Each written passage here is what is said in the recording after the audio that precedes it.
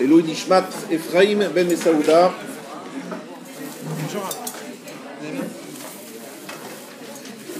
Nous allons, s'il vous plaît, commencer le shiur. Vous savez, nous sommes aujourd'hui le 7 Adar. Ce soir, nous sommes le 7 Adar, demain également. Et le 7 Adar, c'est le jour de la ptira, du décès de Moshe Rabbeinu. On ne va pas parler de décès, on va dire du déplacement de Moshe Rabbeinu dans d'autres mondes. On dit ptira, ça veut dire se déplacer. Moshe Rabbeinu est niftar le 7 Adar, il est né le 7 Adar. Nous allons, si vous voulez bien, essayer de nous préparer à la fête de Purim, à la lecture de Amalek ce Shabbat. Et je ne vous cache pas que Purim, chaque fois que Purim arrive, je me dis, c'est un peu triste, je dis bien le mot triste, la façon dont nous vivons Purim. A priori, on rigole beaucoup, on a l'air très joyeux, mais cette joie, en fait, elle est peut-être pas exactement celle que la Torah attend de nous, mais on va voir que le niveau de Purim est tellement élevé qu'il n'est pas facile de la vivre exactement comme on devrait. Je vais expliquer cela au fur et à mesure, je vous demande d'être très attentif et attentive, et nous allons commencer tout de suite par, évidemment, une première Gemara dans Megillah Daf Yud Gimel Amud Bet. Vous ne l'avez pas devant vous, c'est juste une phrase. Tana Keivan Shenafal Pur B'Chodesh Adar Samach Simcha Gedola. Lorsque Haman, qui a tiré au sort le mois de la destruction du peuple juif, est tombé sur le mois de Hadar, le tirage au sort est tombé sur le mois de Hadar, Samach Simcha Gedola. Il était très heureux. Pourquoi il était très heureux? Yareach Shemet Bo Moshe. C'est le mois dans lequel Moshe est mort. Mais Vehu Lo Yada, mais il ne savait pas Shebe Hadar Met Moshe ou Be Hadar Nolad Moshe. Monsieur Haman, vous n'étiez pas suffisamment renseigné. C'est vrai que Moshe est mort le mois de Hadar, mais il est aussi né le mois de Hadar. En fait, il est né exactement le jour où il est mort, c'est-à-dire le 7 Hadar, comme aujourd'hui. Donc il était Sameach, Haman était heureux de constater que le mois de Hadar était le mois qui était tombé au sort, parce qu'il a fait un tirage au sort pour savoir quel mois il allait détruire le peuple juif.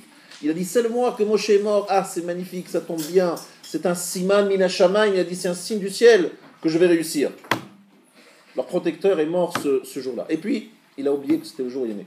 Alors évidemment, il faut comprendre qu'est-ce que ça veut dire cette phrase.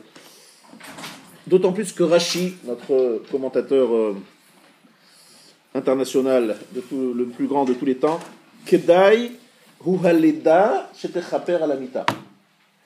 La naissance va être mechaper, va pardonner la mort, expier la mort. Alors là, c'est un truc bizarre. La naissance de Moshe va être mechaper sur la mita. Qu'est-ce que ça veut dire cette phrase? Évidemment, ça ne se comprend pas comme ça. Donc il faut rester au shiur et rester jusqu'au bout. Il n'y a pas le choix. Il va falloir attendre quelques minutes pour pouvoir le comprendre. Bien, ça c'était notre introduction. Maintenant, nous allons poser une autre question. Et là, vous pouvez le suivre si vous voulez dans le texte que vous avez devant vous. À la page 2, référence 1. Le Rav, mon maître, le Rav Wolbe dit écrit Mishenichnas Adar Marbim Besimcha. Lorsque le mois d'Adar entre, il faut augmenter la joie. Asimcha shebechag hakatosh shel Purim higdola aval pnimit. La joie de Purim est grande, mais elle est intérieure, c'est-à-dire elle est profonde, elle n'est pas superficielle. Elle est pnimit. Pnimit, panim, c'est ce qui est à l'intérieur. Pnimit. Utsricha litkonen elea hetev. Il faut s'y préparer comme il faut. Shelo tehafer leololut. Pour qu'elle ne se transforme pas en ce qu'on appelle aujourd'hui, hololut, c'est quoi? L'éclatade en français. En très bon français. En clair, un jour où on fait n'importe quoi, l'important c'est qu'on se lâche. pour que cette journée ne se transforme pas en Holelut, un jour de lâchage total, et qu'elle reste un jour de Simcha. Il faut s'y préparer, si on ne s'y prépare pas. C'est pour ça que vous êtes venus ce soir. Pour faire en sorte que Purim soit un vrai Purim. Pas un jour où on se lâche.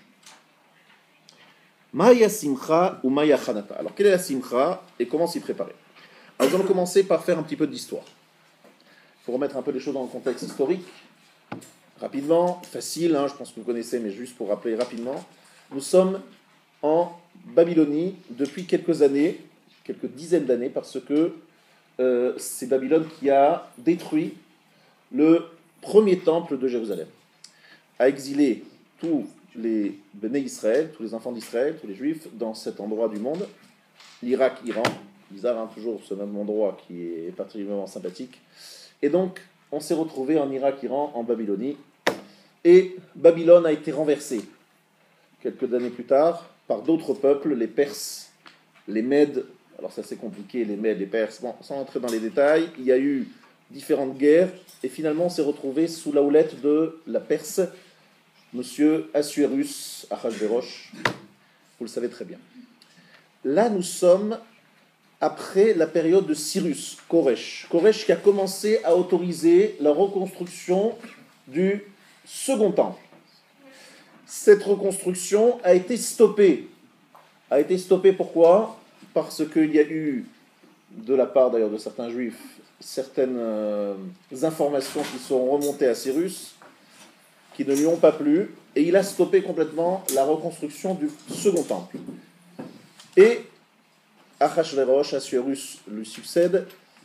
Il y a Darius aussi, Darius 1, il y a Darius 2. Bref, en tout cas, il y a Assuérus et Achashverosh, lui, c'est pas du tout un copain. Pas du tout un copain. Lui, il a dit, même pas en rêve, je vais leur permettre de reconstruire le Beth Amikdash. Pire que ça. Il fait ses calculs dans sa petite cuisine et il décide d'organiser une fête 3 ans après son avènement au trône. Pourquoi est-ce qu'il attend 3 ans pour fêter son avènement au trône? Pourquoi 3 ans? C'est beaucoup 3 ans.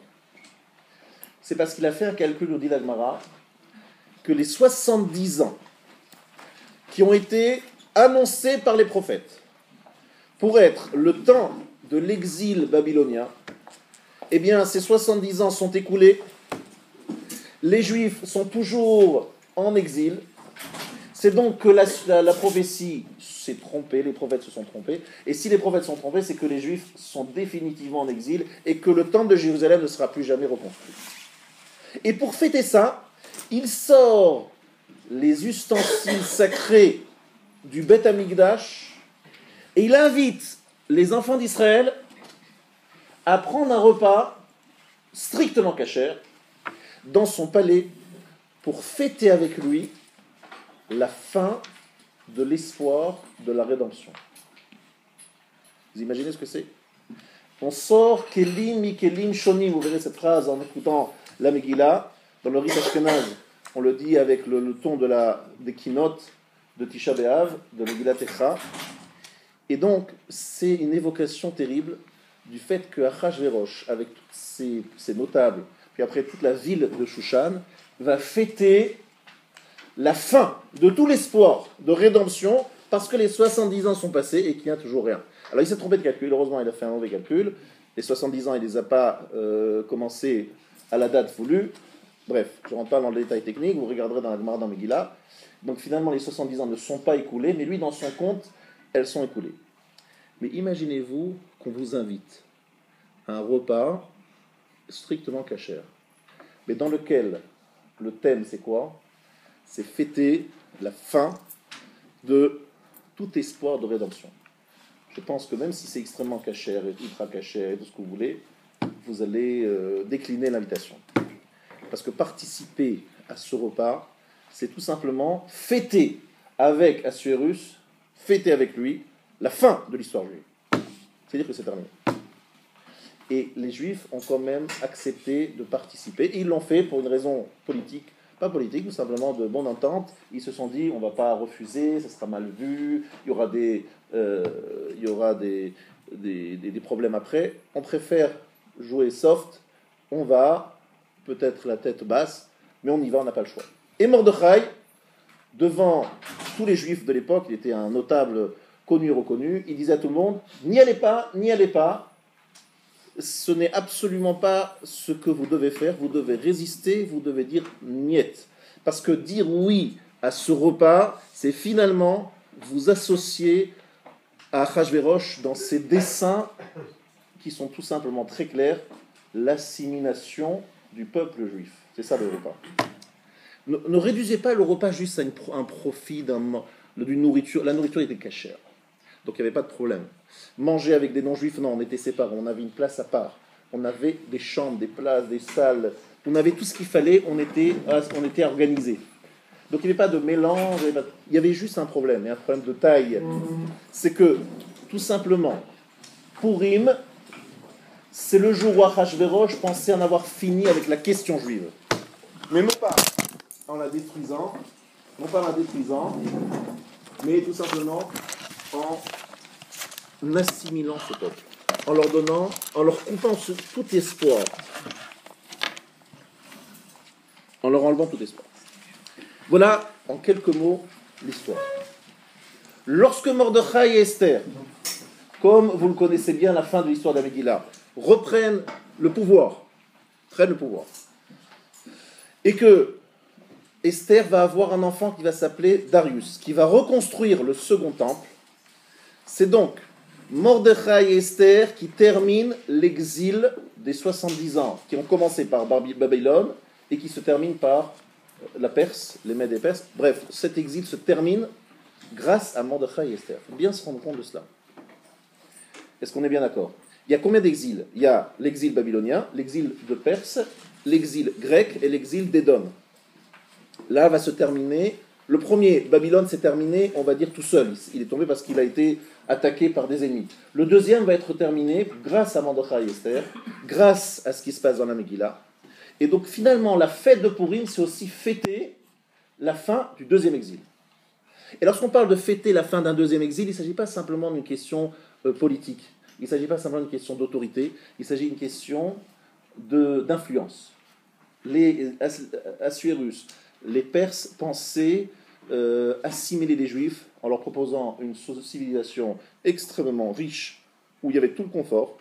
Il leur a dit, écoutez messieurs, la porte est là, vous pouvez rentrer chez vous, êtes chez vous. Au départ, un accueil, mais en essayant de les assimiler. Donc c'est ça le vrai problématique de la Perse. Des profits, des plaisirs matériels. Ça se termine avec Mordechai et Esther. Maintenant, le Rav, il va poser une kushia.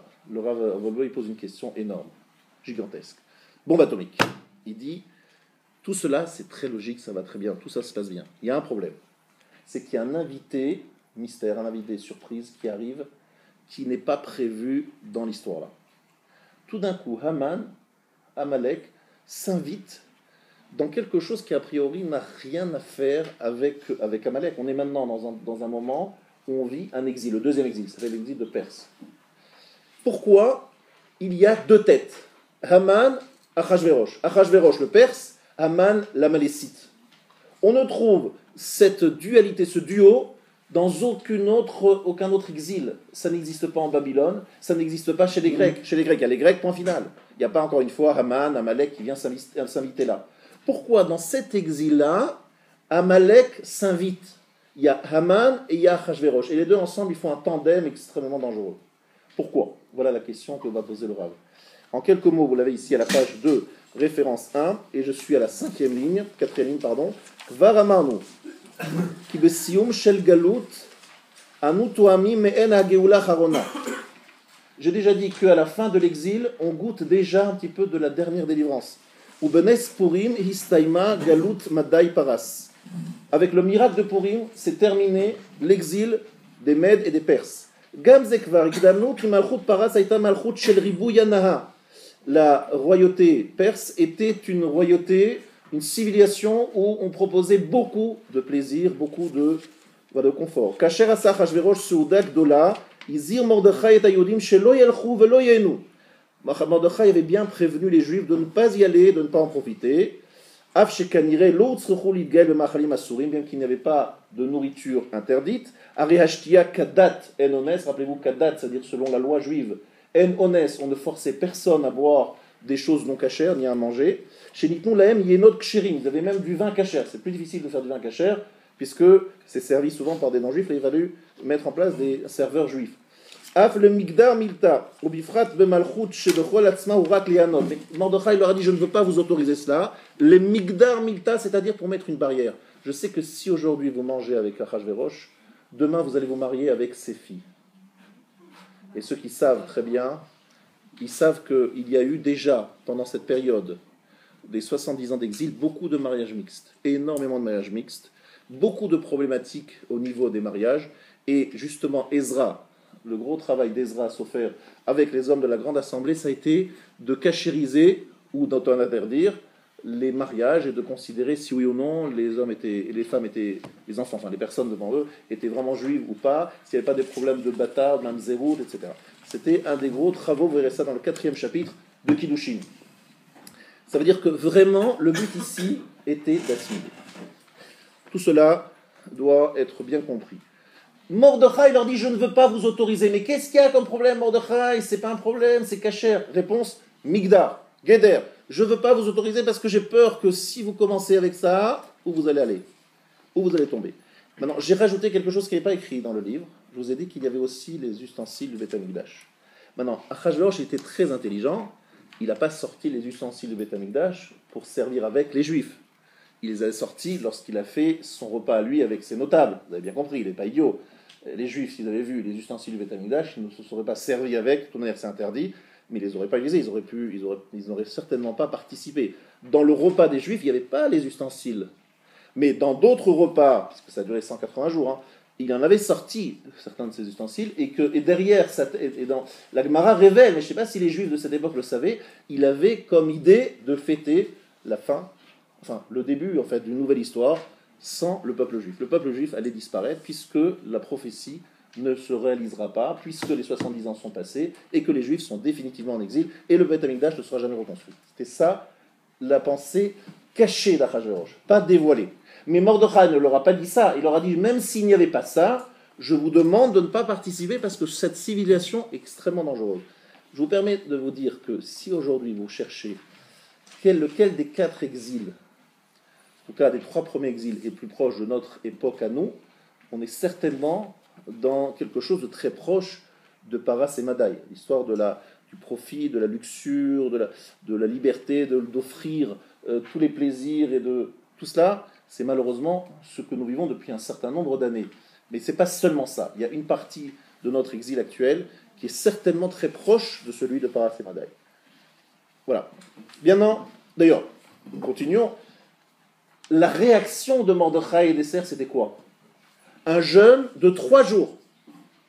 Pourquoi le jeûne? Parce que le jeûne, c'est justement l'antidote. Ça vient réparer, ça vient effacer ce repas qui était en plus. Donc c'était vraiment, on va dire, la guérison face à la maladie. La maladie, c'est le repas, la guérison, c'est le jeûne. Donc ils ont jeûné 3 jours. C'est pour ça que le jeûne a toute sa place. Pourquoi il y a le Mishté de Purim? Parce que le Mishté de Purim vient de rappeler, évidemment, que là maintenant on mange kasher. Mais kasher, vous avez compris, dans toutes les dimensions. Et aussi parce qu'on a été menacé au niveau de notre corps. Ils voulaient détruire physiquement le peuple juif. On a été sauvé physiquement, eh bien on mange quelque chose qui apporte au physique, c'est-à-dire le repas. Ça, c'est l'explication simple. Bien. Je saute quelques lignes. Et je me trouve dans le petit chapitre qui commence par Vehine. Le Tor Galut Madai, Ishtarveva Parashat Amalek. Dans l'exil de Madai, c'est imbriqué le chapitre d'Amalek. Achashverosh guidel et Haman Arasha. Achashverosh a fait grandir Haman Arasha. Haman, c'était quand même un coiffeur. Il faut savoir que c'était un coiffeur de son état. Il n'était pas à l'ENA ni à Sciences Po. Il a tout simplement été coiffeur pendant 22 ans.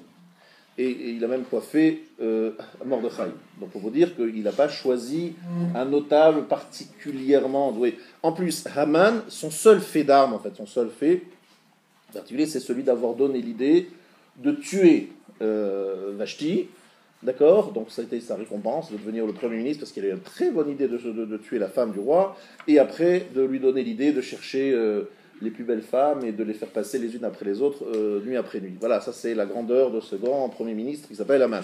Donc déjà on voit là que la main d'Hachem est là, il lui a donné l'idée de mettre en place un personnage aussi primaire. Bezeit yarda galut maday uparas. Begalut Bavel veyavan lo matzinu shutfut shel Amalek. Ma'inyan Amalek le galutsu. Quel rapport est-il entre Amalek et cet exil? Là maintenant, nous allons rentrer un petit peu dans la profondeur, un petit peu descendre un petit peu dans la profondeur des choses. J'aimerais que vous écoutiez bien. Le Rav ici se révèle quelque chose que je n'ai pas souvent entendu, mais qui doit être connu par tous, malheureusement pas assez connu. C'est un chapitre qui se trouve dans le Perek Echalot. C'est un midrash de Rabbi Ishmael, un grand midrash moins connu, où il y a beaucoup de Kabbalah. Dans ce midrash, il est écrit la chose suivante. Lorsque Akadosh Baruch Hu a voulu reconstruire le second temple, les sages d'Israël lui ont dit « on est d'accord, à condition ». Vous entendez? Les sages d'Israël ont posé une condition à la reconstruction du second temple. Quelle condition a-t-elle été posée par les sages d'Israël? Je sais que certains, si on leur posait la question, répondraient la disparition du Yetzarara d'Avodazara. Ce n'est pas la réponse que j'attends aujourd'hui. Et regardez cette phrase que j'aimerais que vous vous rappeliez tout le temps. C'est à la page 2, référence 2, je suis exactement en face. Chazal Amrou, Bepirke et Chalot Berek Chavzain. Anshe Knesset Agdola, les hommes de la grande assemblée, cette fameuse assemblée de 120 sages, dans laquelle il y avait beaucoup de prophètes, eh bien, cette grande assemblée, l'Oratsu la Geshet, le Binyan Abayt, n'ont pas voulu reconstruire le Beth Amikdash, jusqu'à qu'Akadosh Baruch Hu leur promette qui bebayit sheni yidgale ziva shel Torah sheba'al peh, se révèle à l'époque du second temple l'éclat de la Torah orale. Ziv, c'est quelque chose qui est éclairant, qui est une aura, on va dire, la lumière de la Torah orale va se révéler à l'époque du second temple. Sans cela, ils n'étaient pas d'accord de reconstruire le second temple. Qu'est-ce que ça veut dire? Dieu vous demande de reconstruire le second temple, vous devez courir et remercier Dieu. Et qu'est-ce que vous faites? Vous posez des conditions. On veut le faire à condition que. C'est quoi cette histoire? Et c'est quoi Ziva chez Torah chez Balbé? C'est quoi l'éclat de la Torah orale? Qu'est-ce que ça veut dire? Alors, c'est un peu difficile pour ici tous ceux qui sont là de comprendre ce que je vais dire maintenant, parce que, on va dire, c'est quelque chose qu'il faut vivre un peu pour le comprendre. Il y a effectivement Torah chez Birtav, Torah écrite. Il y a l'époque des prophètes. L'époque des prophètes, c'est une révélation qui tombe comme ça. La Torah orale, c'est très différent. La Torah orale, c'est beaucoup de discussions, beaucoup de doutes, beaucoup de recherches, beaucoup d'analyses. Mais finalement, on découvre des choses que l'on ne voit pas dans la Torah écrite. En tout cas, pas dans la névoie. Il y a un éclat, une lumière qui jaillit de la Torah orale, qui pourtant a un niveau de révélation plus bas, plus petit, moins grand, mais qui vient du fait qu'on cherche, que l'on approfondit, que l'on oppose des avis, et ça donne une lumière. Vous avez très bien compris qui je pense d'abord, Beth Shammai et Beth Hillel. Ce sont véritablement les références dans ce domaine. Hillel, Shammai, Beth Hillel. C'est à l'époque du second temple que commence l'époque de la Mishnah. Et l'époque de la Mishnah, c'est une époque extraordinaire. Rabbi Akiva, Rabbi Meir, Rabbi Yehuda, des noms que vous connaissez, Rabbi Shimon Bar Yochai, etc. Tous ces personnages ont commencé à vivre pendant la période du second temple et continué après la destruction du second temple. Mais cet éclat de la Torah orale est apparu à l'époque du second temple. Pourquoi avoir posé cette condition? Sinon, on ne reconstruit pas le second temple. C'est que les Anshe Knesset Agdola, les hommes de la grande assemblée, ont analysé et ils ont dit si nous n'avons pas cette force spirituelle qui est l'éclat de la Torah orale, c'est clair qu'on ne tiendra pas devant les nisyonotes, les épreuves du Yetzerara, du mauvais penchant de l'époque du second temple. On a besoin de cet éclat de la Torah orale pour pouvoir conserver le second temple, parce que le second temple, pour le conserver, il faut évidemment avoir des forces spirituelles très grandes. Maintenant, regardez bien. Pourquoi le second temple a-t-il été détruit? Parce qu'il y avait sinatrinam, la haine gratuite. Machloket shelo leshem shamaim, une machloket qui est intéressée, pas une machloket non désintéressée. Ça veut dire quoi? Ça veut dire que la machloket, qui est quelque part le ferment qui permet de construire la Torah orale, Si c'est détourné vers des intérêts personnels, ça devient une marloquette chez Ena les Shem Shamaï, une marloquette qui n'est pas le Shem Shamaï pour Akadosh Baruch Hu. C'est une marloquette où on essaie de se mettre en avant. C'est la source de la destruction du second temple. Mais d'un autre côté, si on prend cette force de marloquette, cette discussion, si elle est désintéressée, au contraire, on construit la Torah orale. Rabbi Yehuda, Rabbi Meir, lorsqu'ils discutent, ils construisent la Torah orale. Rabbi Shimon Bar Yochai, lorsqu'il discute avec son fils Rabbi Elazar, ils construisent la Torah orale. Et voilà les deux problématiques. Donc d'un côté danger et d'un côté construction. Donc ça c'est un premier point qu'il faut noter. Deuxième chose. Il faut savoir qu'à l'époque de Matan Torah, le peuple juif a vécu un Matan Torah très, on va dire, effrayant, terrifiant même. Vous le savez tous et toutes, Dieu avait dit à Moshe, tu vas me mettre autour de la montagne une barrière, on ne sait jamais, il risque de monter sur la montagne pour aller me demander un autographe. Parce qu'il y a une star qui arrive, on veut que c'est moi. Vous imaginez, monter sur la montagne, on dit à Kadosh Baruch Hu, Dieu, si vous voulez pas me faire signer quelque chose, un petit autographe sympathique, c'est sympa. Donc il avait demandé de mettre une barrière. Qu'est-ce qui s'est passé? Non seulement la barrière, elle n'a servi à rien, parce que personne n'a osé monter sur la montagne, mais pire que ça, ils sont morts de peur. Non seulement ils sont morts de peur, ils ont fui des kilomètres en arrière, parce qu'ils avaient peur, il y a eu la crainte. Il n'y a pas eu cette réaction de monter sur la montagne, d'aller à la rencontre d'Akadosh Baruch Hu. Il y a eu une peur. La Matan Torah a été donnée dans la crainte.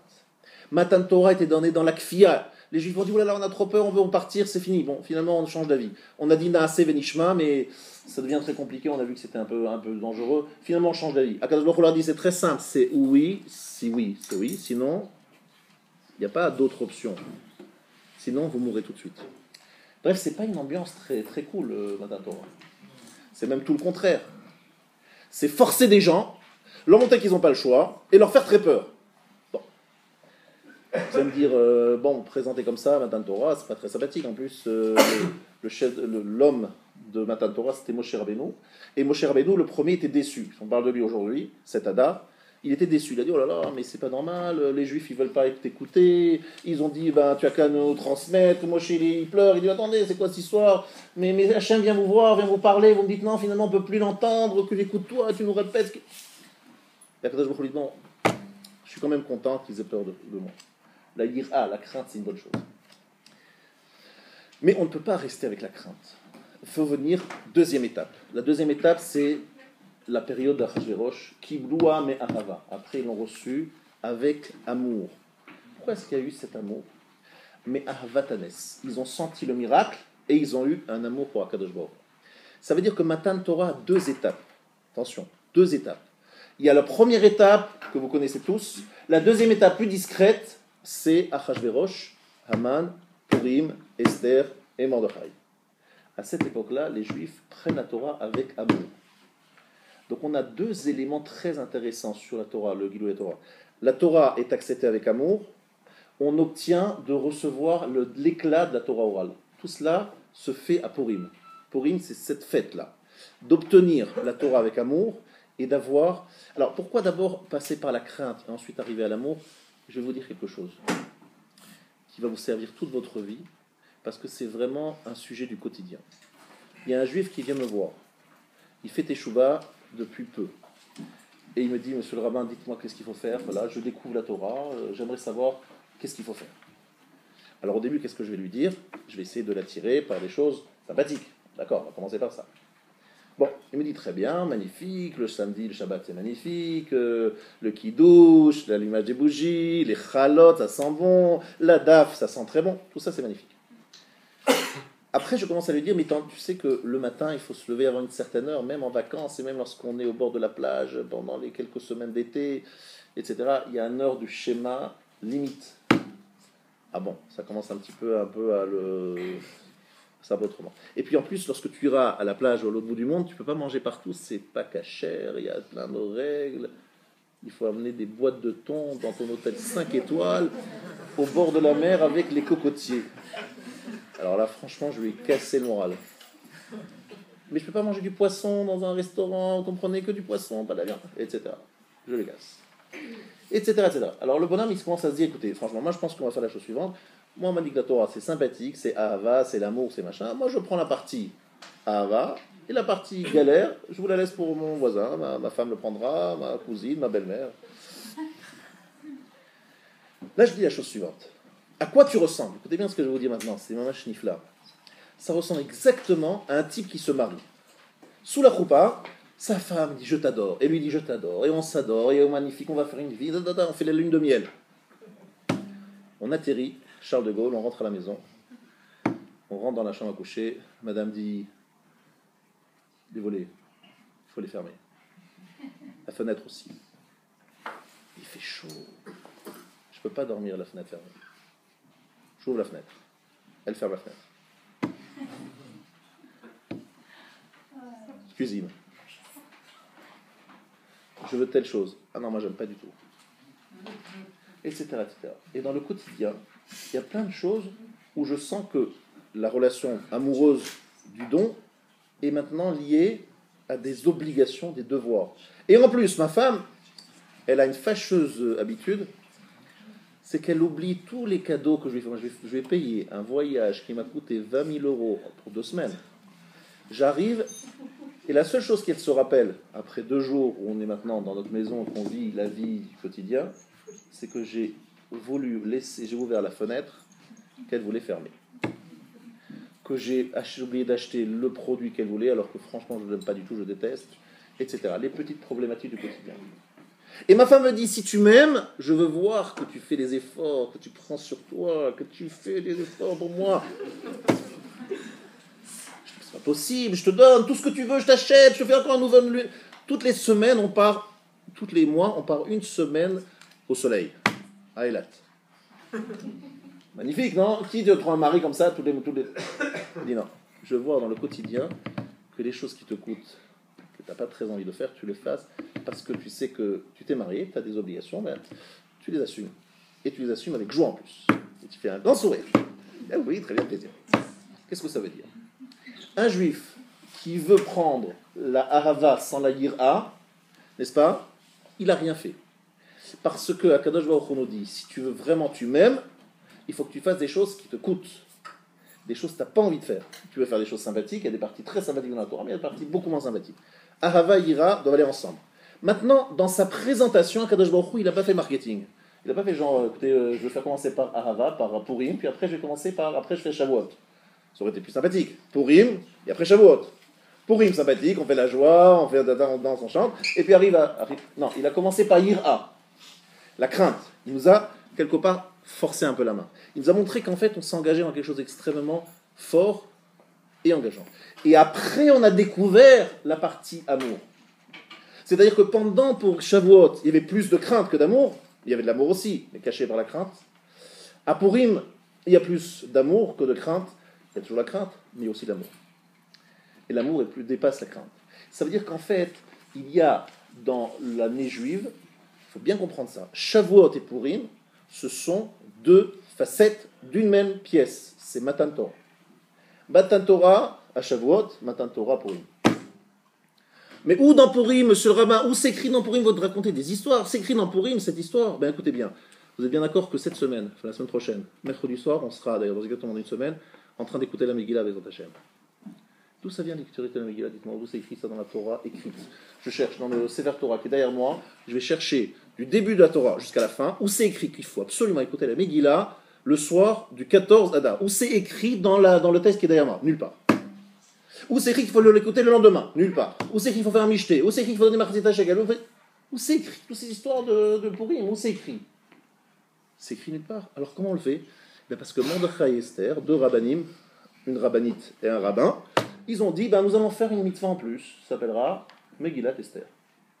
Et nous, non seulement on l'a accepté, mais on l'a accepté avec joie. Akadosh Baruch Hu dit, maintenant vous rajoutez quelque chose de votre propre chef, des obligations en plus, des mitzvot en plus. Je ne vous avais pas demandé, moi, c'est pas écrit dans la Torah écrite, vous l'ajoutez. Vous ajoutez ça en plus. Ça veut dire que tout le reste, si vous rajoutez quelque chose en plus, c'est qu'en fait, vous adhérez volontairement. Et si vous adhérez volontairement sur ce plus-là, c'est que quelque part, vous adhérez sur l'ensemble. Ça veut dire que l'engagement du juif à Purim révèle que finalement ce qu'il fait, il ne le fait pas parce qu'il doit, parce qu'il n'est pas obligé, parce que ce n'est pas écrit dans les 5 livres. Et que Mordechai Esther, il aurait pu leur dire zut, on n'a rien à faire de Mordechai Esther. Qui sont-ils? Il arrive, vous imaginez un rabbin qui arrive aujourd'hui, qui débarque, et il décide, bon écoutez, je vais organiser une nouvelle fête dans le calendrier juif. Alors, déjà, pour qu'on l'écoute, le pauvre, il va avoir du mal. Mais qu'on le fasse avec joie et que tout le monde le fasse, c'est extraordinaire, regardez bien. C'est quelque chose qui est apparu bien plus tard, Megillat Esther, c'est très tard. C'est après la destruction du premier temple. Et ça a été accepté par tous et avec joie. Donc ça révèle notre attachement profond à la chose. Est-ce que c'est clair? Je résume. Jusqu'à présent, je vous ai expliqué qu'en fait, Purim, c'est un deuxième Matan Torah. C'est un Matan Torah Be'ahava. Maintenant, je vais aller plus loin. Vous verrez qu'à la fin de la Megillah, on insiste sur le fait que tous les peuples du monde ont accepté, ont reconnu le peuple juif, et il y a eu à ce moment-là une sorte de... Achashverosh, c'était un empereur très puissant, il régnait sur le monde entier. Et dans tous les pays, dans toutes les régions tenues par Achashverosh, les gens voulaient tous se convertir. Il y avait une volonté de conversion énorme, tout le monde disait des juifs, c'est extraordinaire, magnifique, Mordechai c'était le patron. C'était un moment qui est proche de Geoula Harona. À la Geoula Harona, la dernière fin des temps, il y aura Gilouï, le dévoilement d'Akadosh Baruch Hu, et même les non-juifs le verront, et tout le monde adhérera, évidemment les juifs, mais aussi les non-juifs, adhéreront au message. Et c'est ce qui s'est passé, et vous le verrez dans la Megillah, vous écouterez bien la fin de la Megillah, c'est écrit à plusieurs reprises, que les non-juifs voulaient se convertir. C'est-à-dire qu'il y a eu un moment, un kavod, un honneur donné au peuple juif exceptionnel. Ça, c'est ce qui va se passer à la fin des temps. Mais à la fin des temps, il va y avoir ça. Il va y avoir autre chose de très important. Il va y avoir Bitul Yetzerara, la fin de Yetzerara. Alors là, on commence à parler d'Amalek. Haman et Amalek, c'est plutôt le côté Bitul Yetzerara, l'attaque, le mauvais penchant, les forces du mal. Alors, pour parler de Amalek et de Haman, nous allons lire dans la page 2, référence 4. Chayav inish livesume bepuria. Je suis en face du 4. Dans la page 2, juste en face du 4. Chayav inish livesume bepuria. Un homme doit se saouler, boire du vin à Purim. Ad loyada ben Harur Haman le Baruch Mordechai. Jusqu'à ne pas faire la différence entre Harur Haman, maudit soit Haman, et béni soit Mordechai. Ensuite, deuxième source, tout le monde connaît cette numéra dans Megillah, deuxième source dans Choulin, Haman mina Torah minayin, d'où on voit le mot Haman dans la Torah. Hamin ha'etz achalta. Est-ce que tu as mangé de l'arbre? Rappelez-vous dans quel moment c'est écrit Hamin ha'etz. C'est un verset dans Bereshit. Au moment où on interroge Chava et Adam, est-ce que tu aurais mangé etz adat tovara, l'arbre de la connaissance du bien et du mal? Haman ou atotsa kitsonit shelet adat tovara. Haman, c'est la conséquence la plus extrême de l'arbre de la connaissance du bien et du mal, du mélange, on appellera ça plutôt, du bien et du mal. Ça veut dire que Haman, il est koulora, comme il explique, après la faute d'Adam Arishon, le bien et le mal sont mélangés de toutes les forces de l'homme. Haman ou mesuyam bara. Haman est complètement concentré sur le mal. Chez Enboa filut sel sheltov, chez Haman, il n'y a même pas une ombre de bien. Nilchemubo Mordechai et Esther. Mordechai et Esther ont fait la guerre à Haman. Veyachlolo, ils ont battu Haman. והכלל ישראל שהגיע על ידי ניצחון זה לעומק ורוממות נפשו אינו רוצה עוד במצב של עץ הדעת טוב ורע מסת נפשו הוא עץ החיים. Le peuple juif qui suit Mordechai et Esther, qui viennent de vaincre le mal absolu appelé Haman, ils disent maintenant on ne veut plus de l'arbre de la connaissance, l'arbre du mélange du bien et du mal, on veut maintenant Etz HaChaim, l'arbre de la vie. Ça veut dire que la disparition de Haman est quelque chose qui nous donne l'envie, un peu le parfum de l'au-delà, puisque l'au-delà sera une période où il n'y aura plus de mélange de bien et du mal, il n'y aura plus que le bien, pas de mélange de bien et du mal, il n'y aura que le bien. La disparition de Haman, c'est la disparition de l'arbre qui mélange le bien et le mal. Parce que Haman, il est koulora, il est totalement mauvais. Et tant qu'il existe, il diffuse cette attirance pour le mal. Il renforce les forces du mal. Mais lorsqu'il disparaît, eh bien, nous sommes attirés par l'arbre de la vie. L'arbre de la vie, il est totalement bien. Il n'y a que du bien, et c'est l'éternité. Il n'y a pas de mal, il n'y a pas de mort, il n'y a pas d'ange de la mort, il n'y a pas de Satan, il n'y a rien. Ici, le Rav, d'une façon très discrète, nous révèle un secret qui est écrit dans les Sifrei Kabbalah, qu'il écrit à d'autres endroits également. Le fait d'être msou, jusqu'à ne pas connaître la différence entre le bien et le mal, n'est pas bien compris par les gens. Les gens ne savent pas ce que ça veut dire. Et je vais vous raconter exactement comment le Rav me l'a expliqué. Et vous allez voir, c'est quelque chose d'extraordinaire. Extraordinaire. Il faut bien écouter ce que je vais vous dire maintenant, c'est la partie la plus fine de Shiur. Je vais vous raconter ça sous la forme d'une histoire. Le Rav Israël Salanter, Chodo Livracha, je répète ça chaque année, mais je vais expliquer exactement ce que ça veut dire. Rav Israël Salanter se saoulait jusqu'à ne plus savoir où il était, qui il était. Il était saoul, mais jusqu'au bout. Que faisait-il lorsqu'il était ivre? Il racontait toute la journée des divrei Torah de plus en plus profonds. Plus il buvait, plus les divrei Torah devenaient profonds. Mishe nichnas yain yatsasod. Lorsque le vin entre, le secret sort.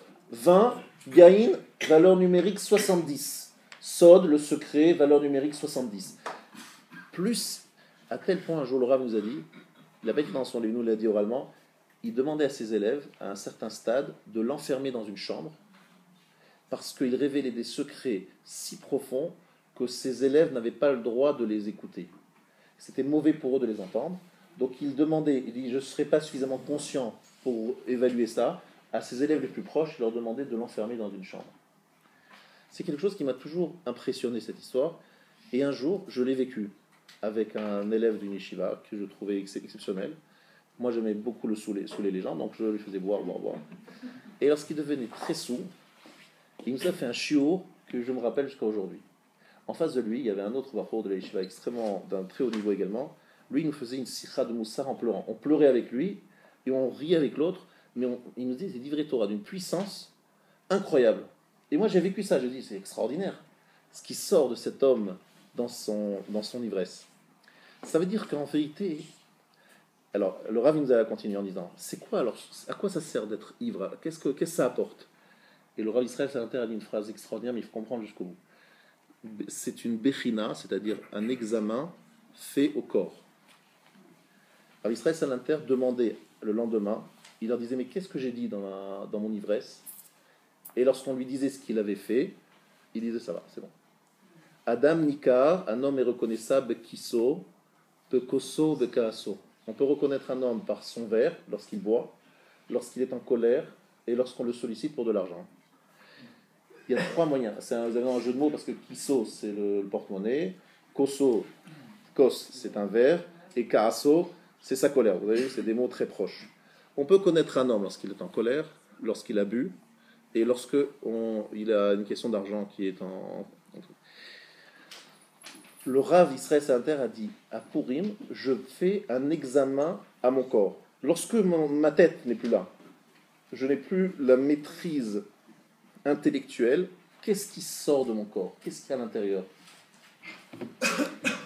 Un très grand Rav est passé à côté, et il a dit, comment il ose un truc pareil? Jamais j'oserais, disait ce Rav, faire un tel examen. Oser faire un tel examen à mon corps. Mais dites-moi à quoi ça sert d'arriver à ne plus avoir la maîtrise de soi, l'oyada. En vérité, chers amis, ici le Rav nous a expliqué que Purim, c'est la fête la plus élevée, la plus grande de l'année. Il n'y a pas de fête plus grande que Purim. Il n'y a pas. Mais plus grande que Kippour, vous le savez, Yom Kippourim que Purim. Et parce qu'en fait, Purim, c'est un niveau plus élevé que toutes les autres fêtes de l'année. En quoi c'est une fête plus grande que toutes les autres fêtes de l'année? Pas comme on le vit, mais en fait, au fond d'elle, si on regarde le secret, l'origine de Purim, elle est d'un niveau plus élevé que les autres. Parce que l'oyada, ça veut dire jusqu'à ce que je ne sois plus dans la dimension de Etz Hadat Tovara. Je dois sortir du Etz Hadat Tovara et arriver à Etz HaChaim. C'est le jour où je sors de Etz Hadat Tovara, de Dat, pour m'attacher à Etz HaChaim. Qu'est-ce que ça veut dire? Traduction très simple. Le jour de Purim, Akadosh Baruch Hu nous donne les forces de transcender les parties les plus basses de notre corps et de découvrir dans ces parties les plus matérialisées de nous, de notre corps, de notre psychique, de notre personnalité, les étincelles de lumière qui s'y cachent. Je vais traduire ça dans des termes plus simples. Regardez bien. À Matan Torah, on était tous comme des anges. Mais à la limite, c'est trop facile. On est sorti d'Égypte, on a vu le passage de la mer, Dieu a ouvert tous les cieux, en haut, en bas, tout était évident. Dieu dit, regardez, je suis seul. Donc finalement, on nous est dans une situation où il n'y a pas le choix, vous comprenez? C'est vrai, il n'y a pas le choix, la vérité, elle éclate. Mais elle éclate parce que le corps n'existe pas, le corps est mis de côté, il n'existe plus. Il n'y a que la spiritualité qui est devant nous. Il n'y a pas d'option, il n'y a pas de choix, vous comprenez? Quelque part, c'est ça, nous mettre la tête, la montagne sur nos têtes. C'est qu'Hachem nous met dans une situation où on n'a pas de choix, où là, c'est évident que la vérité est là. Mais le corps, il est absent, vous comprenez? Le corps, il meurt. Les gens sont morts lorsqu'ils ont entendu Anochi Hachem Elokecha. C'est-à-dire que le corps, il n'a pas participé à Matan Torah. Mais c'est pas ça le but du peuple juif, de faire apparaître, de faire disparaître le corps. À Purim, le type, il boit, il mange. Et quand même dans sa boisson, dans sa nourriture, dans son repas, il chante des louanges à Kadosh Baruch Hu. Et non seulement il chante des louanges, il efface quelque part la maîtrise de sa tête, de son intellect, disparaît. Il n'y a plus que le corps qui parle. Mais le corps qui parle, il parle des vrais Torah. C'est-à-dire que le corps a été transcendé. Et cette capacité de transcender le corps et de révéler les étincelles de vérité dans ce corps, c'est qu'à Purim, que c'est donné de la façon la plus ultime. Donc il n'y a plus le mélange bien et mal. Parce que même le mal qui paraît mal est bien. Il n'y a plus de mal. Le mal disparaît. Haman disparaît. Amalek disparaît. Parce que c'est un jour où ça disparaît. Mais ça veut dire quoi? Je ne vous demande pas de faire cette expérience, parce que c'est une expérience qui n'est pas évidente. Mais lorsque, effectivement, on est très, très, très saoul, on est ivre, et que sort de notre tête, de notre sensibilité, des choses très belles, on peut se dire finalement dans notre vie, on a construit quelque chose. Parce que très souvent, je me pose la question à moi, je dis, mais Ariel, tu joues un jeu, tu es genre le rabbin, les machins. Mais en vérité, qu'est-ce qu'il y a derrière tout ça? Bas les masques. Le jour de Purim, bas les masques. En fait, quelque part, on essaye de savoir qui on est vraiment. Et de découvrir, non pas celui qui, toujours maintenu par son cerveau, sa logique, sa raison, le regard de la société, mais c'est quelqu'un qui finalement essaye de aller au plus profond de lui-même. Je dirais même que c'est fouiller même dans le subconscient, parce que lorsqu'on est ivre, on sort même des choses qui sont dans le subconscient. Allez jusqu'au bout, tout chercher. Et comme ce jour-là, Haman a disparu, comme ce jour-là, enfin, c'est pas ce jour-là où il est mort, mais les amis d'Haman ont été décimés, c'est un jour particulièrement propice à faire cette recherche, un peu comme la Bdikat Hametz qui aura lieu exactement un mois plus tard. Je dirais que la Bdikat Hametz d'un mois plus tard, c'est la sœur jumelle de la Bédika, de la soulerie, de la beuverie de Purim. Parce que dans les deux cas, je vais chercher dans les recoins. Une fois avec une lumière, la bougie, et là, j'éteins la neshama, je la chasse, et je dis voilà, le corps, qu'est-ce qu'il a à dire? Qu'est-ce que tu dis lorsque tu es libre, lorsque tu peux parler? Vous allez me dire, mais c'est qu'une révélation, c'est mieux que ça, c'est un travail sur soi. C'est quelque chose d'extraordinaire qui se passe ce jour-là. Ce jour-là, Achashverosh et Haman se sont réunis, et ce jour-là, on fait disparaître Achashverosh et Haman. Et regardez comme les deux personnages sont des duos, un tandem. En quoi c'est un tandem? Achashverosh, il dit, buvez, mangez. Haman dit, Dieu n'existe pas. Et en fait, ces deux forces-là, l'un l'anti-Dieu et l'autre l'homme du plaisir, l'homme de la matérialité, s'associent pour détruire le peuple juif. Le jour de Purim, ces deux personnages disparaissent. Haman est tué, Achashverosh prend Mordechai. Ça veut dire qu'on a tout renversé. Et finalement, on arrive à retrouver, à faire disparaître Haman, les forces du mal, et on arrive à retrouver un corps plein d'énergie positive. Et en fait, la révélation, c'est bien, un exemple très intéressant. Je vais vous donner encore un élément qui va peut-être vous aider encore plus. Que dit Haman à Achashverosh? Il lui dit, Yeshno Am Echad. Il y a un peuple. Nos sages nous disent, Yeshno Milachon Yashen. Ils dorment. Eux, ils dorment et Dieu, il dort. Voilà ce qu'il dit Haman. Dieu il dort parce que les juifs ils l'intéressent plus, ils l'ont lâché. Les juifs dorment, ils font plus les mitzvot, ils font genre un truc superficiel. Voilà ce qu'il dit. Vous avez quelqu'un qui dort, vous l'appelez par son nom. Qu'est-ce qui se passe? Vous avez l'impression qu'il n'est pas là, n'est-ce pas? Il n'est vraiment pas là, il est absent. Tout d'un coup, vous l'appelez, hop, il se réveille. On a l'impression qu'il est complètement absent. En fait, il n'est pas totalement absent. Il y a quelque chose qui est là, qui veille. La preuve, c'est qu'on l'appelle, il se réveille. Eh bien, en vérité, le jour du Purim, on nous rappelle que tout être, même celui qui est le plus enfoncé dans sa matérialité, il n'est que quelqu'un qui dort. Il suffit de l'appeler pour le faire réapparaître. Et que cette conscience très diffuse, elle est là. Le jour de Purim, on est tous appelés par notre prénom. Et tous on se réveille. Mais cet instant de réveil révèle que finalement on ne dormait pas totalement, qu'on n'était pas dans un sommeil trop profond. Puisque la preuve, c'est qu'on a répondu présent lorsqu'on nous a appelés. Le jour de Purim, c'est un jour où finalement se révèle que dans cette léthargie générale, il y a quand même un petit point de conscience. Et que cette point de conscience ne demande qu'une chose, c'est d'être rappelé à l'ordre pour faire réveiller tout le corps, toute la personnalité. Maintenant, Rabotai, je vais résumer ce que j'ai dit jusqu'à présent et je vais arriver à la dernière partie de mon cours. Ce que j'ai dit jusqu'à présent, c'était en fait poser deux questions. Je vous rappelle qu'il y avait deux questions au départ, je n'ai pas oublié les deux questions. Je vous rappelle que Haman était heureux de voir que Purim, la destruction du peuple juif, était proclamée au mois de Hadar. Parce que Hadar, c'est le mois où Moshe est mort. Et on lui répond, non, il est aussi né ce jour-là. On s'est dit, mais qu'est-ce que ça veut dire, il est mort, il est né? Quelle est cette question-là? Deuxième question que nous avons posée, pourquoi, juste pour l'exil de Perse, on trouve deux forces, deux têtes, un duo, Amalek et les Perses? C'est unique dans l'histoire qu'il y a deux personnages qui s'associent contre le peuple juif. Où en sommes-nous pour répondre à ces deux questions? La deuxième question est répondue. Mais je ne sais pas si vous avez compris comment je l'ai répondu, donc c'est pour ça que je l'explique de façon très claire. La deuxième question, c'est pourquoi ce duo? Parce qu'en fait, la délivrance de Perse à l'époque de Mordechai et Esther a effectivement deux aspects.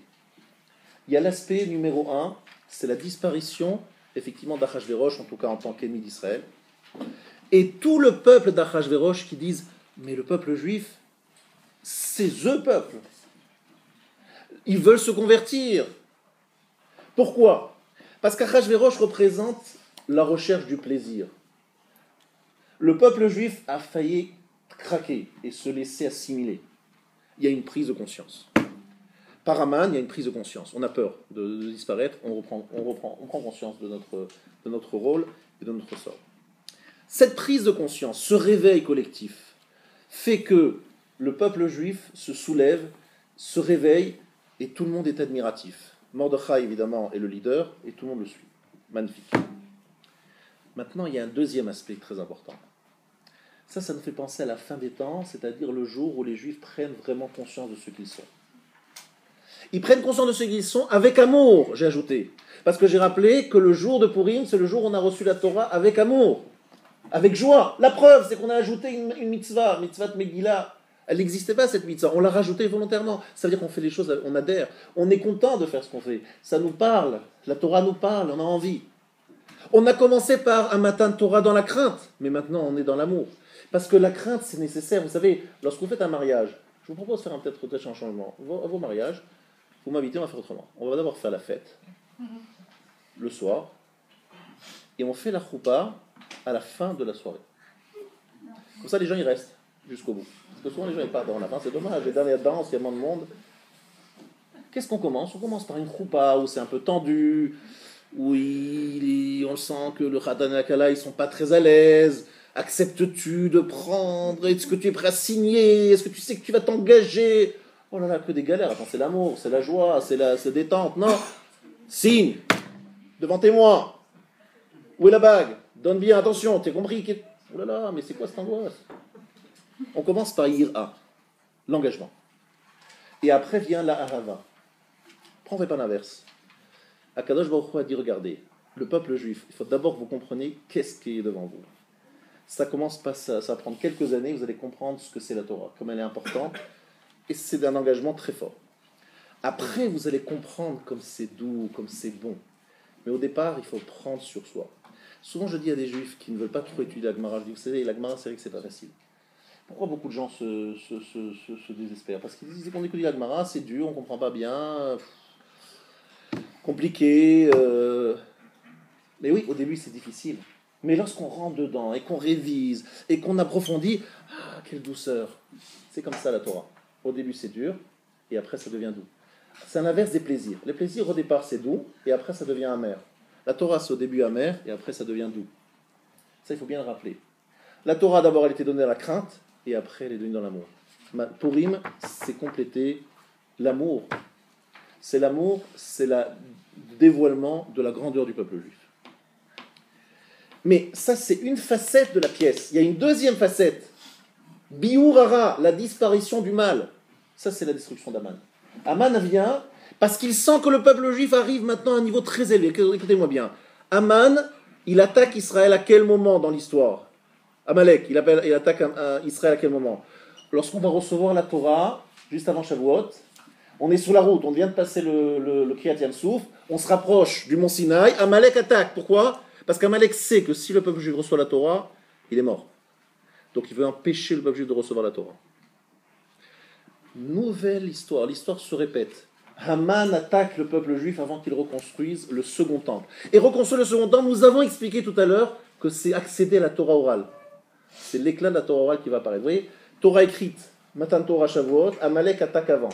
Amalek, Haman attaque avant de recevoir la Torah orale, second temple, la reconstruction du second temple. Vous voyez, il y a un rapport entre les deux. Maintenant, je ne peux pas dire certainement ce que je veux dire maintenant. Je vous dis quelque chose qui est un petit peu osé. Il y a eu la Shoah. La Shoah, je pense qu'on est tous d'accord ici que c'était Amalek, parce que si ça, c'est pas Amalek, je ne sais pas qui c'est Amalek. Et Amalek, il est venu juste avant le retour en Eretz Israël. Et le retour en Eretz Israël, c'est la fin de l'exil qui doit nous amener vers la délivrance finale. La Shoah est là, l'attaque d'Amalek, elle est là pour empêcher le peuple juif d'accéder à la dernière étape de l'histoire. La dernière étape de l'histoire étant la reconstruction du troisième temple. Ça, pour vous donner un petit peu de courage et d'envie, s'il a attaqué, c'est que le troisième temple arrive bientôt. Il a attaqué avant le deuxième temple, il a attaqué avant Matan Torah. Et il a attaqué maintenant. Donc on attend la suite. La suite, elle arrive très bientôt, n'ayez pas peur. Juste tenez bon, on y arrive. Donc, ça c'est Haman qui attaque dès qu'il sent que le peuple juif va accéder à quelque chose de très grand. D'accord? Il attaque à ce moment-là. Haman est celui qui descend de l'arbre. Hamin ha'etz. Il est de l'arbre de la connaissance. C'est celui qui est le force du mal, qui mélange le bien et le mal. Ça c'est Haman, n'est-ce pas? Haman est détruit à ce moment-là. Biurara, destruction du mal. Donc qu'est-ce qu'on fait? On boit jusqu'à ne plus savoir ce qu'on fait, parce que comme Haman a disparu ce jour-là, Haman et ses copains, ils ont disparu ce jour-là, donc on est déjà dans une position de force pour ne plus tomber dans les forces du mal, puisque le mal a disparu ce jour-là. Donc il faut boire pour se dire, est-ce que je vais arriver à transcender mon corps? Et là vient peut-être le moment le plus important dans Shiur. La plupart des gens se trompent sur ce qui se passe après 120 ans. C'est très important que vous écoutiez ce que je veux dire. Là, vous allez voir, ça peut changer notre vie. Pas seulement notre vie.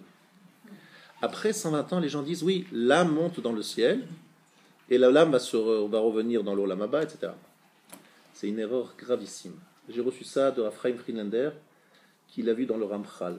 Il m'a dit la chose suivante. Celui qui croit que le but, c'est simplement de ramener une âme sur terre, il se trompe, mais à 120%. Le but, c'est pas de ramener l'âme sur terre, c'est de ramener l'âme et le corps. Mais pas le corps, le morceau de chair que vous voyez ici. Le corps, c'est plusieurs niveaux, il y a plusieurs strates. La strate qu'on va ramener, c'est l'être qui pense. Parce que là, je pense maintenant, je pense avec ma tête, avec ma sensibilité, avec ma personnalité. J'ai forgé une personnalité parce que je suis né dans une certaine famille, j'ai vécu d'une certaine façon. Donc j'ai forgé une forme de personnalité. Cette partie-là, donc ce n'est pas le morceau de chair et de sang, mais la personnalité, elle doit traverser toutes les étapes de la fin des temps, et elle doit rentrer dans le Olam Haba, ce qu'on appelle dans les Sifrei Kabbalah Tzilo Shel Guf, l'ombre du corps.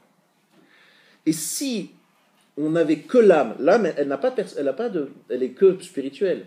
Ce dont je parle, c'est quelque chose qui est attaché, qui a été formé ou déformé par le monde matériel, on est d'accord. C'est l'influence des midot, des traits de caractère. Tout ça, ça reste pour l'éternité. C'est pour ça que c'est très urgent de changer les midot. Rabotai, je vous dis très franchement, les choses sont urgentes. Il faut changer ses midot, parce que quelqu'un qui est très paresseux, très très paresseux, il le reste après. Il est un peu moins, mais il le reste quand même. Celui qui est très Baal Ta'ava, qui pense qu'à manger, qu'à se faire plaisir, il l'est après. Alors on s'abaisse un peu après, mais c'est des choses qui font partie de nous-mêmes. Donc vous avez bien compris, le but c'est pas de passer l'âme, de que l'âme monte dans le ciel et qu'elle résout ses problèmes. L'âme avec une partie du corps.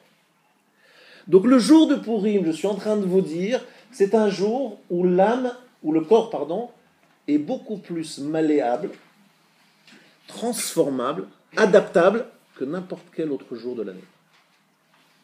Et avec l'amour, sans la crainte, sans la menace, sans la peur, avec l'amour.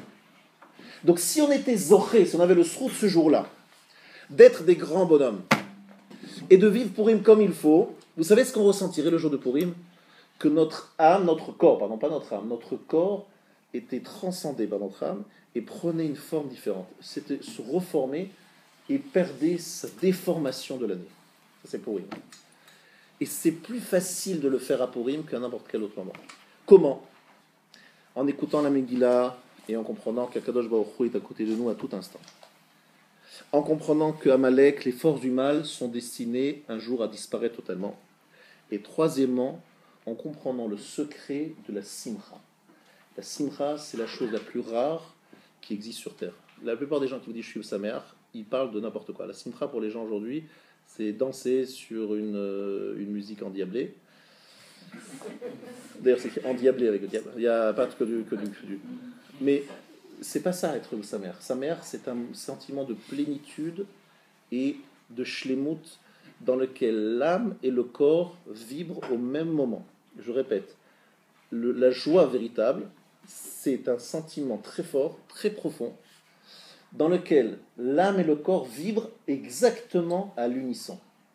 C'est lorsque ce qu'on appelle la partie du corps qui va accompagner notre âme est complètement adaptée, collée à l'âme, et cette partie-là, les deux parties forment un tout. C'est vraiment Ayou le Bassar Echad. C'est la jonction entre l'âme et le corps, cette partie du corps, je répète, qui doit nous accompagner pour l'éternité. C'est un peu comme lorsqu'un homme et une femme se marient et qu'ils se marient comme il faut. Ayou le Bassar Echad, c'est une dimension de Shlemut et de Simchat Khatan Vekala. Et le jour de Purim, il y a des moments où on peut ressentir ça.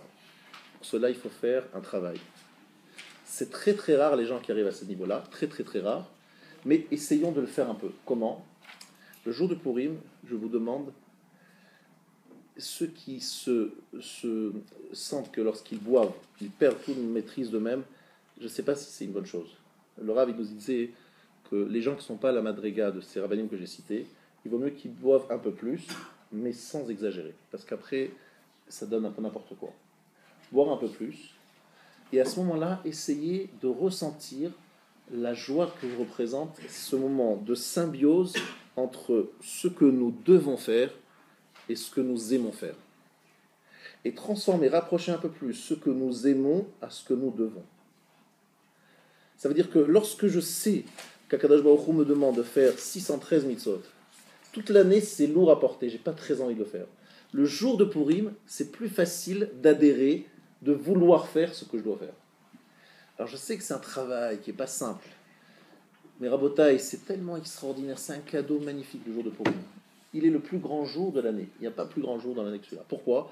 Parce que de permettre de dire à des gens, mangez, mangez, mangez, c'est une avodat Hashem, c'est un service d'Hachem, de manger, c'est extraordinaire. Ça montre la grandeur du peuple. Mais pour y arriver, que ça ne devienne pas juste une bouffe, c'est pas évident. Voilà la question ici. Le problème, il est là. Maintenant, nous avons posé une deuxième question au départ. Nous avons demandé pourquoi est-ce que Moshe, il est mort le 7 Adar et il est né le 7 Adar? C'est aujourd'hui le 7 Adar. Question, pourquoi Moshe? Qu'est-ce qui représente Moshe Rabbeinu? C'est aujourd'hui le jour de sa disparition. Vous savez ce que c'est Moshe Rabbeinu? Moi, je ne sais pas ce que c'est. Je ne peux pas vous décrire Moshe. Moshe Rabbeinu, c'est tellement à haut niveau que je ne peux pas en parler. Mais une chose, je peux vous dire. Moshe Rabbeinu, il est né et il est mort ce jour-là. Il est mort, ça veut dire que quelque part, le mois de Hadar, c'est un mois où on n'est pas arrivé à garder Moshe avec nous. Moshe, on aurait voulu le garder avec nous et qu'on rentrait avec lui en Eretz Israël. Ça rappelle plutôt nos fautes. Oui, mais c'est aussi le mois où il est né. Et le jour où il est né, la maison s'est remplie de lumière. Moshe Rabbeinu, en résumé, c'est l'homme du Da'at, celui qui a complètement résolu la problématique du mélange du bien et du mal. C'est celui qui maîtrise totalement ses forces. C'est celui qui sait faire la Havdalah, la séparation entre le bien et le mal d'une façon parfaite. Il est dans Etz HaChaim. Lui, il mange l'arbre de la vie. D'ailleurs, il n'est pas mort. Vraiment, il n'est pas vraiment mort. L'Agma le dit dans plusieurs dimensions. Il est dans Etz HaChaim. Il saisit l'arbre de la vie. Ça veut dire que Moshe Rabbeinu, sa vie, c'est quoi? C'est l'homme qui passe de Etz HaDa'at Tovara. Il est éduqué par la fille de Pharaon. Il grandit sur les genoux de Pharaon. Il va grandir en Éthiopie.